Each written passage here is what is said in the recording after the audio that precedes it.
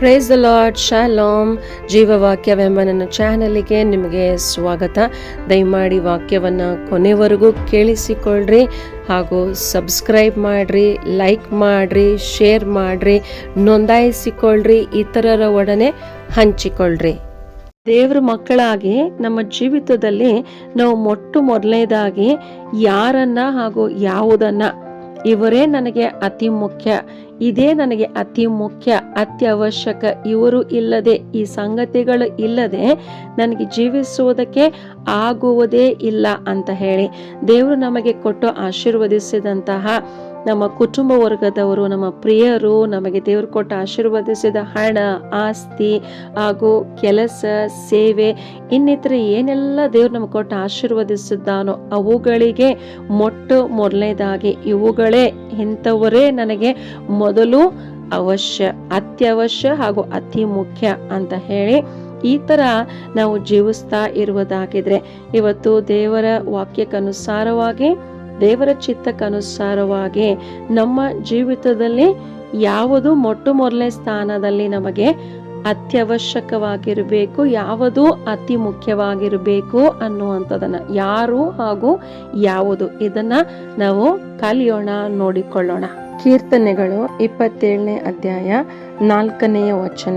ಯೆಹೋವ ದೇವರ ಮನೆಯಲ್ಲಿ ನಾನು ಜೀವಮಾನವೆಲ್ಲ ವಾಸ ಮಾಡುತ್ತಾ ಆತನ ಸೌಂದರ್ಯವನ್ನು ನೋಡುತ್ತಾ ಆತನ ಮಂದಿರದಲ್ಲಿ ಅವನನ್ನೇ ಧ್ಯಾನಿಸುತ್ತಾ ಇರಬೇಕೆಂಬ ಈ ಒಂದನ್ನೇ ಯೆಹೋವ ದೇವರಿಂದ ಕೇಳಿಕೊಂಡು ಅದನ್ನೇ ಹುಡುಕುತ್ತಿರುವೆನು. ಇಲ್ಲಿ ವಾಕ್ಯದಲ್ಲಿ ಕೀರ್ತನೆಗಾರನಿಗೆ ಒಂದು ಬಹಳ ಮುಖ್ಯವಾಗಿದೆ. ಅವನು ಹೇಳ್ತಾನೆ, ಈ ಒಂದನ್ನೇ ನಾನು ಕೇಳಿಕೊಂಡು ಅದನ್ನೇ ನಾನು ಹುಡುಕುತ್ತಿರುವೆನಂದ್ರೆ ಅದಕ್ಕಾಗಿ ನಾನು ತವಕಿಸ್ತಾ, ಅದನ್ನೇ ಅತಿಯಾಗಿ ನಾನು ಬಯಸ್ತಾ ಇದ್ದೇನೆ. ಯಾವ ಥರ ಅಂತಂದರೆ, ಈ ಒಂದರಕ್ಕಿಂತ ಇನ್ಯಾವುದು ಬೇರೆ ನನಗೆ ಹೆಚ್ಚಿಂದಲ್ಲ, ಮುಖ್ಯವಾಗಿ ಇಲ್ಲ, ಇದೊಂದೇ ನನಗೆ ಅತ್ಯವಶ್ಯಕ, ಇದೊಂದೇ ನನಗೆ ಬಹಳ ಮುಖ್ಯ, ಈ ಥರ ಕೇಳ್ತಾ ಇದ್ದಾನೆ. ಕೀರ್ತನೆಗಾರನು ಇಲ್ಲಿ ಕೇಳುವಂಥ ಈ ಒಂದನ್ನೇ ನನಗೆ ನೀನು ಕೊಡುವಂತ ಏನು ದೇವರಿಗೆ ಕೇಳ್ತಿದ್ದಾನಲ್ಲ, ಈ ಒಂದು ಏನಾಗಿದೆ, ಈ ಒಂದು ನಾನು ಜೀವಮಾನವೆಲ್ಲ ನಿನ್ನ ಸನ್ನಿಧಾನದಲ್ಲಿ, ನಿನ್ನ ಉಪಸ್ಥಿತಿಯಲ್ಲಿ ತಂದೆಯೇ ಯೇಸುವೆ, ನಿನ್ನ ಪ್ರಸನ್ನತೆಯಲ್ಲಿಯೇ ನಾನು ವಾಸ ಮಾಡಬೇಕು. ವಾಸ ಮಾಡುವಂಥದ್ರ ಹಿಂದೆ ಉದ್ದೇಶ ಏನಿದೆ? ಉದ್ದೇಶ ಒಂದೇ, ಏನಂದ್ರೆ ನಿನ್ನ ಸೌಂದರ್ಯವನ್ನು ನಾನು ನೋಡಬೇಕು.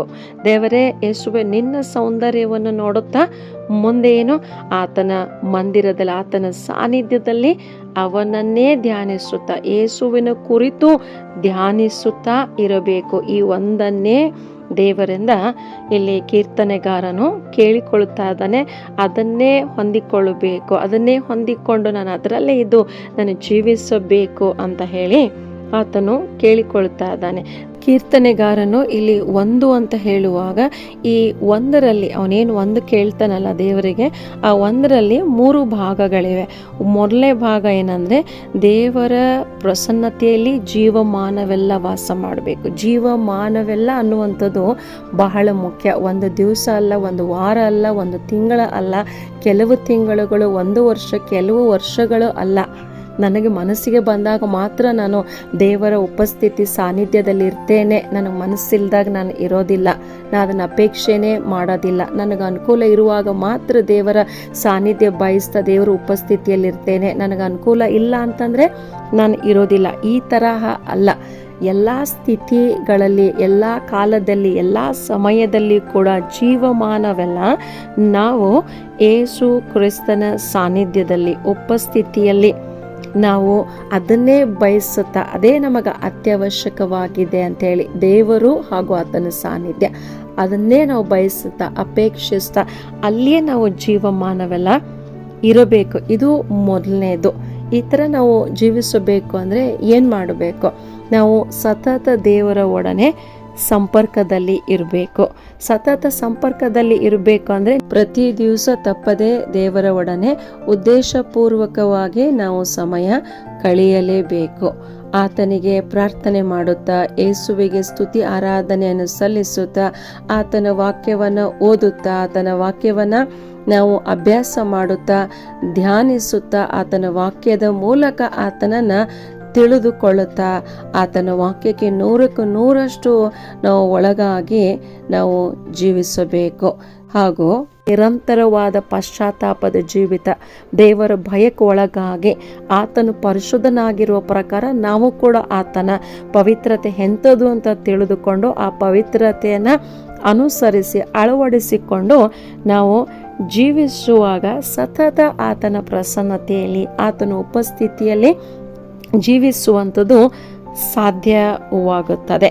ಆತನ ಪ್ರಸನ್ನತೆಯಲ್ಲಿ ಜೀವಮಾನವೆಲ್ಲ ನಾವು ಈ ತರಹ ಜೀವಿಸ್ತಾ ವಾಸ ಮಾಡುವಾಗ ನಮ್ಮ ದೇವರ ಸೌಂದರ್ಯ ನಮಗೆ ತೋರಿ ಬರ್ತದೆ. ಈ ಒಂದು ಅಂತ ಕೀರ್ತನೆಗಾರನ ಹೇಳುವಾಗ ಇದರಲ್ಲಿ 2ನೇ ಅಂಶ, ಆತನ ಪ್ರಸನ್ನತೆಯಲ್ಲಿ ವಾಸ ಮಾಡ್ತಾ ಮುಂದೆ ಏನು 2ನೇ ಅಂಶ, ಆತನ ಸೌಂದರ್ಯವನ್ನು ನೋಡುತ್ತಾ ಅಂತ. ಆತನ ಪ್ರಸನ್ನತೆಯಲ್ಲಿಯೇ ನಾವು ನಿರಂತರ ವಾಸ ಮಾಡುವಂಥದ್ದನ್ನು ಅಪೇಕ್ಷಿಸುತ್ತಾ ಅದೇ ತರಹ ಜೀವಿಸುವಾಗ ನಮ್ಮ ದೇವರು ಎಂಥವನು ಅನ್ನುವಂಥದ್ದು ನಮಗೆ ಪ್ರಕಟ ಆಗುತ್ತದೆ. ಪವಿತ್ರಾತ್ಮನು ನಮಗೆ ಅದನ್ನು ಪ್ರಕಟಿಸ್ತಾನೆ. ನಮ್ಮ ದೇವರು ಎಂಥವನು ಅಂತ ನಾವು ತಿಳಿದುಕೊಳ್ತೀವಲ್ಲ, ಆತನ ವ್ಯಕ್ತಿತ್ವ, ಆತನ ಸ್ವಭಾವ, ಇದರಲ್ಲಿಯೇ ಆತನ ಸೌಂದರ್ಯ ನಮಗೆ ಪ್ರಕಟ ಆಗ್ತದೆ, ಕಂಡು ಬರುತ್ತದೆ. ಯೇಸುವಿನ ಸೌಂದರ್ಯ ಅಂತ ಹೇಳುವಾಗ ಆತನ ಸೌಂದರ್ಯ ಆತನ ಪವಿತ್ರತೆಯಲ್ಲಿ, ಆತನು ನಮಗೆ ತೋರಿಸಿದಂತಹ ಪ್ರೀತಿ, ದಯೆ, ಕರುಣೆಯಲ್ಲಿ, ಕೃಪೆಯಲ್ಲಿ ಆತನ ಸೌಂದರ್ಯ ತೋರಿ ಬರುತ್ತದೆ. ಇದ್ದ ಹಾಗೆ ದೇವರು ನಮ್ಮನ್ನು ಪ್ರೀತಿಸ್ತಾನೆ. ನಾವು ಪಾಪಿಗಳಾಗಿದ್ದಾಗಲೇ ನಮಗೋಸ್ಕರ ಪ್ರಾಣ ಕೊಡುವಂಥದ್ರಲ್ಲಿ ತನ್ನ ಪ್ರೀತಿಯನ್ನು ನಮಗೆ ಪ್ರಕಟಿಸಿದ್ದಾನೆ. ಇದರಲ್ಲಿ ಆತನ ಸೌಂದರ್ಯ ನಮಗೆ ತೋರಿ ಬರುತ್ತದೆ. ನಮ್ಮ ಪಾಪ, ಅಪರಾಧ, ದುಷ್ಕೃತ್ಯಗಳನ್ನು ದೇವರು ಕ್ಷಮಿಸಿ, ಯೇಸುವಿನ ಮೂಲಕ ಕ್ಷಮಿಸಿ ನಮ್ಮನ್ನು ಧನ್ಯರು ಅಂತ ಕರೆದಿದ್ದಾನೆ. ಇದರಲ್ಲಿ ನಮಗೆ ದೇವರ ಸೌಂದರ್ಯ ತೋರಿ ಬರುತ್ತದೆ. ಹಾಗೂ ನಾವು ಅಪನಂಬಿಗಸ್ತರಾಗಿದ್ದಾಗಲೂ ಆತನು ನಮಗೆ ನಂಬಿಗಸ್ತನಾಗಿಯೇ ಇದ್ದಾನೆ. ಆತನು ನೀತಿ, ನ್ಯಾಯ, ಸತ್ಯಕ್ಕೆ ಅನುಗುಣವಾಗಿ ನಡೆದುಕೊಳ್ಳುವಂಥ ದೇವರಾಗಿದ್ದಾನೆ. ಇದರಲ್ಲಿ ನಮಗೆ ದೇವರ ಯೇಸುವಿನ ಸೌಂದರ್ಯವು ತೋರಿ ಬರುತ್ತದೆ. ಯಾವಾಗ ನಾವು ಆತನ ಪ್ರಸನ್ನತೆಯಲ್ಲಿ ಸತತ ಇದ್ದು ನಾವು ಜೀವಿಸ್ತೇವೋ ಆವಾಗ ನಮ್ಮ ದೇವರು ಎಂಥವನು ಅನ್ನುವಂಥದ್ದು ನಮಗೆ ತಿಳಿದು ಬರುತ್ತದೆ. ಅದಕ್ಕೆ ಆತನ ಪ್ರಸನ್ನತೆಯಲ್ಲಿಯೇ ಜೀವಮಾನವೆಲ್ಲ ನಾವಿರುವಾಗ ಆತನ ಸೌಂದರ್ಯವನ್ನು ನಾವು ನೋಡುವಂಥದ್ದು ಸಾಧ್ಯವಾಗುತ್ತದೆ.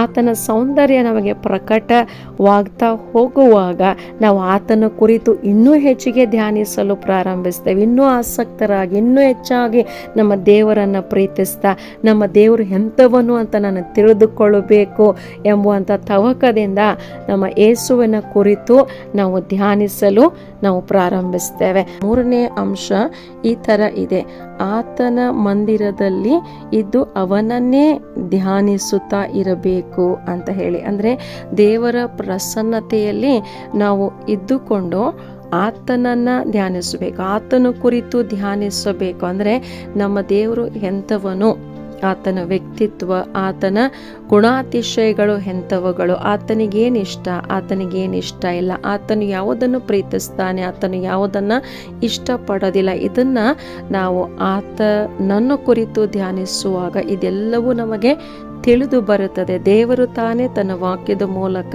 ತನ್ನ ಆತ್ಮನ ಮೂಲಕ ನಮಗೆ ಪ್ರಕಟಿಸುವಂಥವನಾಗಿರ್ತಾನೆ.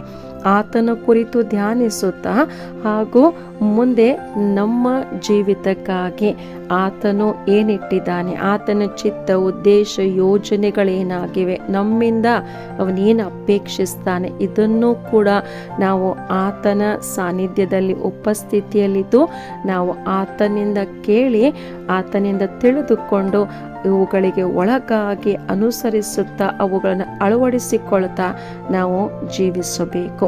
ಈ ಥರ ನಾವು ಜೀವಿಸುವಂಥದ್ದು ದೇವರಿಗೆ ಬಹಳ ಸಂತೋಷ ತರುವಂಥದ್ದಾಗಿದೆ. ಏಕೆಂದರೆ ಈ ಥರ ನಾವು ಜೀವಿಸುವಂಥದ್ದು ಆತನ ಚಿತ್ತಕ್ಕೆ ಅನುಗುಣವಾಗಿದೆ. ಹಾಗೂ ಈ ಥರ ನಾವು ಜೀವಿಸುವಂಥದ್ದು ದೇವರ ನಾಮಕ್ಕೆ ಮಹಿಮೆ ತರುವಂಥದ್ದಾಗಿದೆ.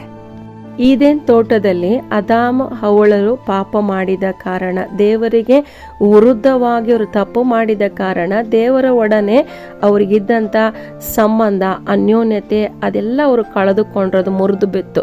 ಆದರೆ ಈಗ ಯೇಸು ಕ್ರಿಸ್ತನ ಮೂಲಕ ತಂದೆಯಾದ ದೇವರು ನಮಗೆ ರಕ್ಷಣೆ ಕೊಟ್ಟಿದ್ದಾನೆ. ಆತನು ನಮಗೆ ರಕ್ಷಣೆ ಕೊಟ್ಟಿರುವಂಥದ್ರಲ್ಲಿ ಮುಖ್ಯ ಉದ್ದೇಶ ಏನಂದರೆ, ನಾವು ನಮ್ಮ ತಂದೆಯಾದ ದೇವರ ಒಡನೆ, ಯೇಸುವಿನ ಒಡನೆ ಸತತ ಸಂಬಂಧ ಸಂಪರ್ಕದಲ್ಲಿ, ಅವನ ಒಡನೆ ಅನ್ಯೋನ್ಯತೆಯಲ್ಲಿ, ಅವನ ಒಡನೆ ಒಡನಾಟದಲ್ಲಿ, ಆತನ ಪ್ರಸನ್ನತೆಯಲ್ಲಿಯೇ ಜೀವಮಾನವೆಲ್ಲ ನಾವಿದ್ದು ಜೀವಿಸಬೇಕು. ಇದಕ್ಕೆ ದೇವರು ನಮ್ಮನ್ನ ರಕ್ಷಿಸಿದ್ದಾನೆ. ಅದಕ್ಕೆ ಕೀರ್ತನೆಗಾರನಾದ ದಾವೀದನು ಏನು ಇದನ್ನ ಕೇಳ್ಕೊಳ್ತಾ ಇದ್ದಾನೋ ದೇವರಿಗೆ, ನಾವು ಕೂಡ ಅದನ್ನೇ ದೇವರಿಂದ ಬಯಸುತ್ತಾ ಅಪೇಕ್ಷಿಸುತ್ತಾ ಅದನ್ನೇ ಕೇಳಿಕೊಳ್ತಾ ಅದೇ ತರಹ ನಾವು ಯೇಸುವಿಗಾಗಿ ಆತನ ಪ್ರಸನ್ನತೆಯಲ್ಲೇ ಇರಬೇಕೆಂಬುದಾಗಿ ಹಾತೊರೆಯುತ್ತಾ ಜೀವಿಸಬೇಕು.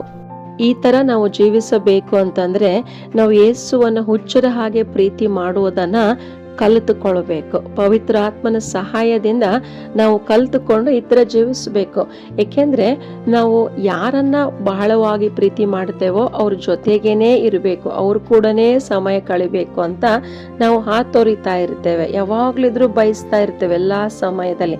ಅದಕ್ಕೆ ನಾವು ಯೇಸುವನ್ನು ಹುಚ್ಚರ ಹಾಗೆ ಪ್ರೀತಿ ಮಾಡೋಕ್ಕೆ ಪ್ರಾರಂಭಿಸಿದರೆ ಯೇಸುವಿನ ಜೊತೆಗೆ ಇರಬೇಕು, ಯೇಸುವಿನ ಪ್ರಸನ್ನತೆಯಲ್ಲೇ ಇರಬೇಕು ಅನ್ನುವಂಥದ್ದನ್ನ ಅಪೇಕ್ಷಿಸುತ್ತಾ ಬಯಸುತ್ತಾ ಆ ಥರ ನಾವು ಜೀವಿಸುವಂಥದ್ದು ಸಾಧ್ಯವಾಗುತ್ತದೆ. ಈ ತರಹ ನಾವು ಜೀವಿಸುವಂಥದ್ರ ಮೂಲಕ ಯೇಸು ಕ್ರಿಸ್ತನ ಸಾರೂಪ್ಯಕ್ಕೆ ರೂಪಾಂತರಗೊಳ್ಳುವಂಥದ್ದು ಸಾಧ್ಯವಾಗುತ್ತದೆ. ಅಂದರೆ ದಿನೇ ದಿನೇ ನಾವು ಯೇಸು ಕ್ರಿಸ್ತನ ಹಾಗೆ ಆಗುತ್ತಾ ಬಹು ಫಲ ಕೊಡುವಂಥ ಕೊಂಬೆಯಾಗಿ ನಮ್ಮ ತಂದೆಯಾದ ದೇವರನ್ನ ಮಹಿಮೆ ಪಡಿಸಲು ಸಾಧ್ಯವಾಗುತ್ತದೆ. ದಾವೀದನಿಗೆ ದೇವರು ಬಹಳ ಮುಖ್ಯ ಆಗಿದ್ರು. ದಾವೀದನು ನನಗೆ ದೇವರು ಮೊದಲು ಅತ್ಯವಶ್ಯಕವಾಗಿದ್ದಾನೆ, ಅವನಿಗೆ ನನ್ನ ಜೀವನದಲ್ಲಿ ಮೊದಲು ಪ್ರಾಮುಖ್ಯತೆ, ಆತನೇ ಬಹು ಮುಖ್ಯವಾದ ವ್ಯಕ್ತಿ ನನ್ನ ಜೀವಿತದಲ್ಲಿ ಅಂತ ಈ ಥರ ಆತನು ಜೀವಿಸ್ತಿದ್ದ ಕಾರಣ ಆತನು ದೇವರಿಗಾಗಿಯೇ ಹಾತೊರೆಯುತ್ತಿದ್ದ. ಆತನ ಆತ್ಮ, ಪ್ರಾಣ, ಶರೀರವೂ ಎಲ್ಲ, ಆತನ ಸರ್ವಸ್ವ ಸಮಸ್ತವು ಮೊಟ್ಟ ಮೊದಲನೇದಾಗಿ ದೇವರಿಗಾಗಿಯೇ ಹಾತೊರಿತಾ ಇದ್ವು. ಅದಕ್ಕೆ ಈ ಒಂದನ್ನೇ ಆತನು ದೇವರಿಂದ ಕೇಳಿಕೊಳ್ತಾ ಅದನ್ನೇ ಆತನು ಬಯಸ್ತಾ ಇದ್ದಾನೆ.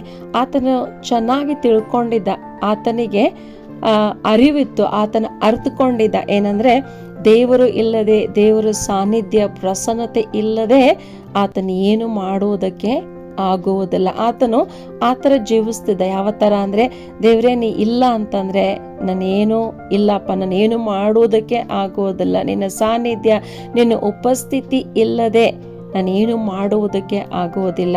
ದೇವರೇ ನೀನು ಹಾಗೂ ನಿನ್ನ ಸಾನ್ನಿಧ್ಯ, ನಿನ್ನ ಉಪಸ್ಥಿತಿ, ಆ ಉಪಸ್ಥಿತಿಯಲ್ಲೇ ನನ್ನ ಜೀವಮಾನವೆಲ್ಲ ನಾನು ವಾಸಿಸುವಂಥದ್ದು ನನಗೆ ಬಹಳ ಮುಖ್ಯ ಅನ್ನೋದನ್ನು ಆತನು ತಿಳಿದುಕೊಂಡಿದ್ದ. ಚೆನ್ನಾಗಿ ತಿಳಿದುಕೊಂಡಿದ್ದ. ಆ ಅರಿವು ಅವನಿಗೆ ಇತ್ತು, ಆ ಅನುಭವ ಕೂಡ ದೇವರ ಒಂದಿಗೆ ಅವನಿಗೆ ಇದ್ದ ಕಾರಣ ಇದನ್ನೇ ಆತನು, ಈ ಒಂದನ್ನೇ ದೇವರಿಂದ ಆತನು ಕೇಳಿಕೊಳ್ತಾ ಇದ್ದಾನೆ.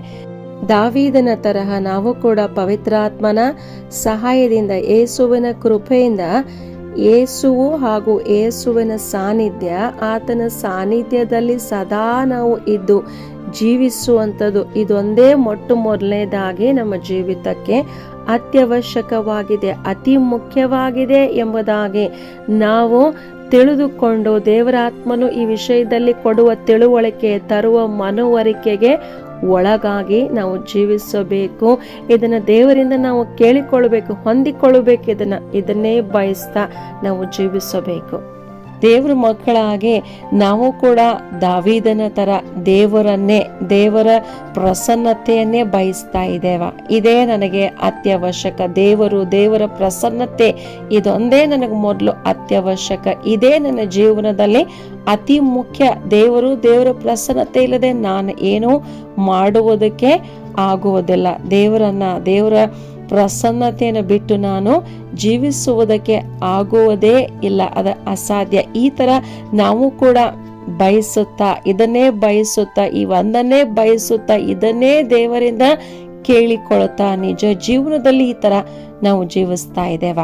ಆ ಥರ ನಾವು ಜೀವಿಸ್ತಾ ಇದ್ರೆ ದೇವರಿಗೆ ಸ್ತೋತ್ರ. ಇನ್ನೂ ಹೆಚ್ಚಾಗಿ ಆ ಥರ ನಾವು ಜೀವಿಸುವಂತೆ ಪ್ರಾರ್ಥನೆ ಮಾಡಿಕೊಳ್ಳೋಣ, ದೇವರ ಕೃಪೆ ಕೇಳಿಕೊಳ್ಳೋಣ, ಪವಿತ್ರಾತ್ಮನ ಸಹಾಯ ಕೇಳಿಕೊಳ್ಳೋಣ.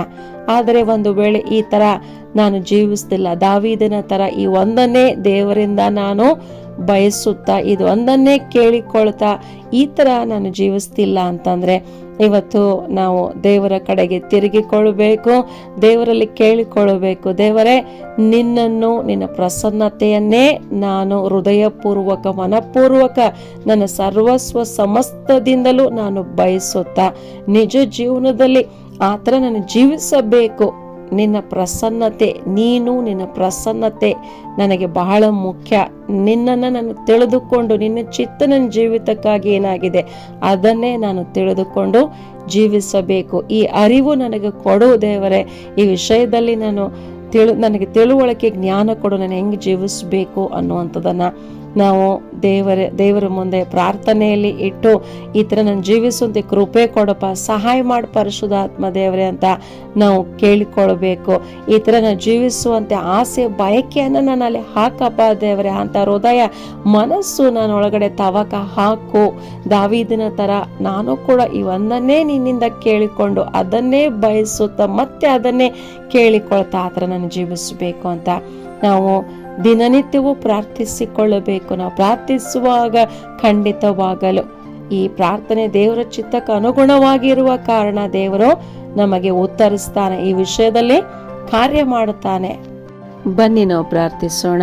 ತಂದೆಯಾದ ದೇವರೇ, ಯೇಸುವಿನ ಮೂಲಕ ನೀ ನಮ್ಮನ್ನು ರಕ್ಷಿಸಿದ್ದು ನಾವು ನಿನ್ನ ಒಡನೆ ನಾವು ಸತತ ಅನ್ಯೋನ್ಯತೆಯಲ್ಲಿರಬೇಕು ಹಾಗೂ ನಿನ್ನ ಸಾನ್ನಿಧ್ಯದಲ್ಲಿ, ಉಪಸ್ಥಿತಿಯಲ್ಲಿ, ನಿನ್ನ ಒಡನೆ ಸತತ ಸಂಪರ್ಕದಲ್ಲಿ ನಾವು ಇರಬೇಕೆಂತಲೇ ನಮ್ಮನ್ನು ನೀನು ರಕ್ಷಿಸಿದ್ದಿ ಎಂಬುದಾಗಿ ನಮ್ಮ ಒಳಗಡೆ ಅಪ್ಪ ಎಚ್ಚೆತ್ತುಕೊಳ್ಳುವಿಕೆ ತೆಗೆದುಕೊಂಡು ಬಾ. ಆ ಅರಿವನ್ನು ನಮಗೆ ಕೊಡು ಹಾಗೂ ನೀನು ತರುವ ಎಚ್ಚೆತ್ತುಕೊಳ್ಳುವಿಕೆ ಅರಿವಿಗೆ ನಮ್ಮನ್ನು ಒಳಪಡಿಸಿಕೋ ಅಪ್ಪ ಕರ್ತನೆ ಅಂತ ನಾವು ಪ್ರಾರ್ಥಿಸ್ತಾ ಇದ್ದೇವೆ. ಹಾಗೂ ತಂದೆಯೇ, ನೀನು ಹಾಗೂ ನಿನ್ನ ಸಾನ್ನಿಧ್ಯದಲ್ಲಿ ಜೀವಮಾನವೆಲ್ಲ ನಾವು ಇದ್ದು ನಿನ್ನ ಸೌಂದರ್ಯವನ್ನು ನೋಡುತ್ತಾ, ನಿನ್ನನ್ನು ಇನ್ನೂ ಹೆಚ್ಚೆಚ್ಚಾಗಿ ತಿಳಿದುಕೊಳ್ಳುತ್ತಾ, ನಿನ್ನ ಕುರಿತು ಧ್ಯಾನಿಸುತ್ತಾ, ನಮ್ಮಿಂದ ನೀನೇನು ಅಪೇಕ್ಷಿಸ್ತೀಯೋ ಅದನ್ನು ನಾವು ತಿಳಿದುಕೊಂಡು ಜೀವಮಾನವೆಲ್ಲ ನೀ ಅಪೇಕ್ಷಿಸುವಂಥದ್ದನ್ನು ಮಾತ್ರ ನಾವು 100ಕ್ಕೆ 100ರಷ್ಟು ನಾವು ಅದನ್ನು ಮಾಡುತ್ತಾ ಜೀವಿಸುವಂತೆ ತಂದೆಯೇ ನಮ್ಮ ನಿನಗೆ ಒಪ್ಪಿಸ್ಕೊಡ್ತಾ ಇದ್ದೇವೆ. ಈ ಥರ ಜೀವಿಸುವಂತೆ ತಂದೆಯೇ ನಮಗೆ ನಿನ್ನ ಕೃಪೆಯನ್ನು ಕೊಡು. ಪವಿತ್ರಾತ್ಮನ ಸಹಾಯ ನಮಗೆ ಸಮಯೋಚಿತವಾಗಿ ಒದಗಿ ಬರಲಿ ಹಾಗೂ ಈ ಥರ ಜೀವಿಸುವಂಥ ಆಸೆ, ಬಯಕೆ ನಮ್ಮಲ್ಲಿ ಹಾಕಪ್ಪ ಕರ್ತನೆ ಅಂತ ನಾವು ಯೇಸುವಿನ ನಾಮದಲ್ಲಿ ಪ್ರಾರ್ಥಿಸಿ ಬೇಡಿ ಹೊಂದಿದ್ದೇವೆ ನಮ್ಮ ತಂದೆಯೇ. ಆಮೇನ್.